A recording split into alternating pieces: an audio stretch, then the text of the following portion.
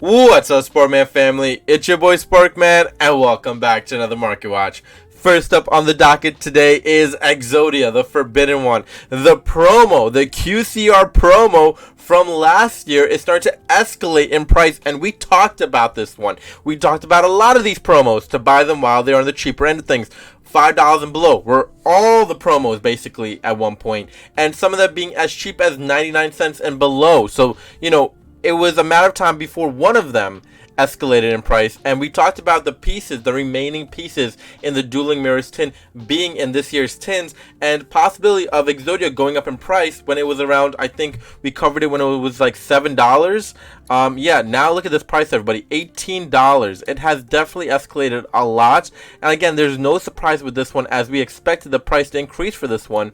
And again, a lot of the other cards in those promos cards are going to increase at some point, whether they get support for their deck or their archetype. Whatever happens, there will be shift in price for make those prices very prominent in the current day format whenever it happens. Right now Exodia is being called up to the bullpen here, and guess what? The price has gone up. Now, what is the next card out of that promo pack to go up? So we'll see what happens, but we'll keep our eye on Exodia as well to see if there's a further price increase. But yes, Exodia is the first one out of the promo packs that have started to see its price start to increase as well.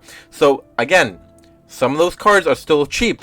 Get them now, because their time will come when they do escalate in price as well. And something to keep in mind, everybody, we talked about the tins having a lot of reprints in them, but then there are cards that weren't reprinted in the tins as well. So these are the type of cards you have to stay focused on as well in the market, because again, their price is either going to stay stagnant or increase in price because there's no announcement of its reprint coming anytime soon. So Bone Party being one of them is pretty much up there in price as well. So something to keep in mind, and keep something in the back of your head that yes, Bone Party could be escalating in price. Same with Samurai Destroyer. Again, a card that we thought would get reprinted and it didn't. So again, another card to keep your eye on as well. A card like number 13, Embodiment of Crime. A card that in July, yes, it was around $1, $2. Now seeing a price point of around $10, $11. So again, things to keep in mind as we move forward here. We don't know when these cards are getting reprinted, and their card is definitely not going to go down in price anytime soon. So again, things to keep in mind. A common.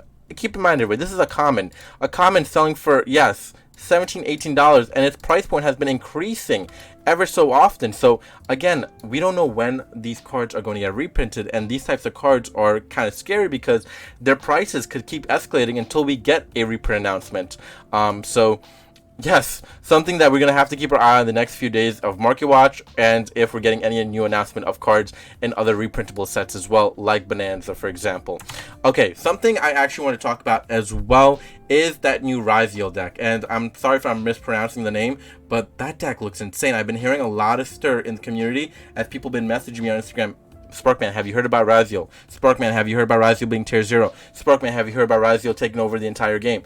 Okay, so basically what you're telling me is we're going from one tier 0 format to another tier 0 format. Amazing.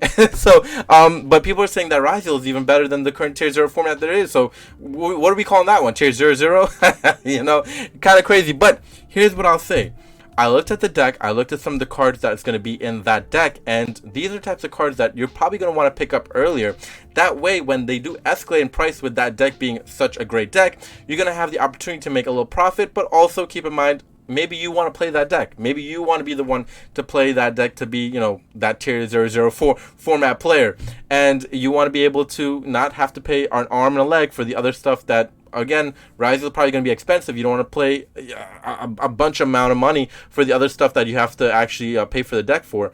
Bonfire being one of them is, something that just got reprinted in the tin, still high up there in price. We talked about ratios not being really in your favor, but then again, Bonfire at this price point is much better than it was back in the day, right? So Bonfire at $16, we'll take it. I guess we'll take it for now. Again, these prices are expected to escalate as, again, ratios not in favor. There will be low listings as we move forward into the next few weeks. So things to keep in mind, everybody, as well.